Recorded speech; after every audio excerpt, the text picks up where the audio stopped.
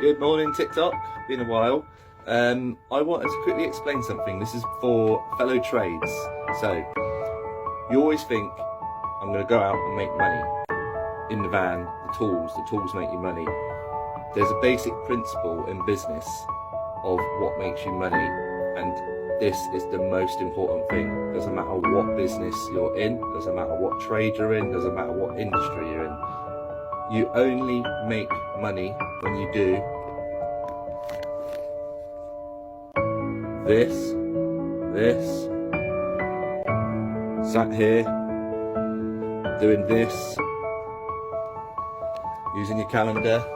I'll quickly show you. We've got bookkeeping, we've got cash flow, job profit as per job calculator, your timesheet, your rates, how you calculate your rate and what it should be next year, how much tax you think you're going to pay each year, cost of materials, that needs updating, and your client database. Oh, travel costs as well. It carries on along there. This is where you make your money. Honestly, you make your money when you send your quote. Here is a quote that I'm working on.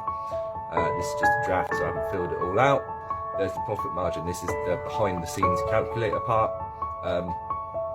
Put all the costs in there, and then down the bottom it will spit out what your gross profit margin will be, and how much you'll actually make for the business.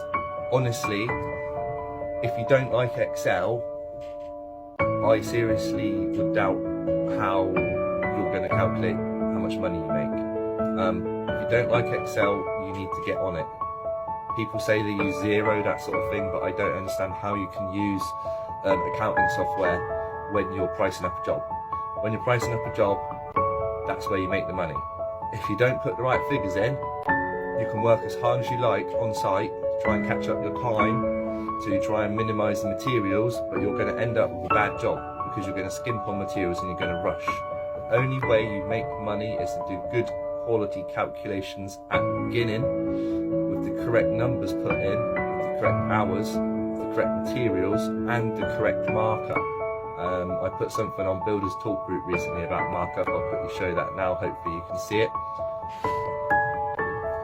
There it is, markup percentage. You can see my reflection as well, it's brilliant. Markup percentage is very different from gross margin. If you mark up materials, a normal sort of rate would be 20-25%. Your margin is only 16 or 20%. If you want a margin of a decent margin, see if I can point here, you want to be marking up materials 50% for a margin of around 33%, or if you're happy with 20%, you still need to mark up 25. I still struggle to get my head around it, but the numbers don't lie, and this is what I'm talking about.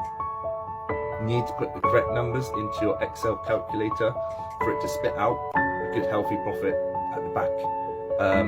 Your business will not sustain itself. You will not be around after a number of years if you don't put decent numbers in at the start. And like I said, all of the hard work, all of the making money is done at the beginning, before you sign any contracts, before you send any quotes.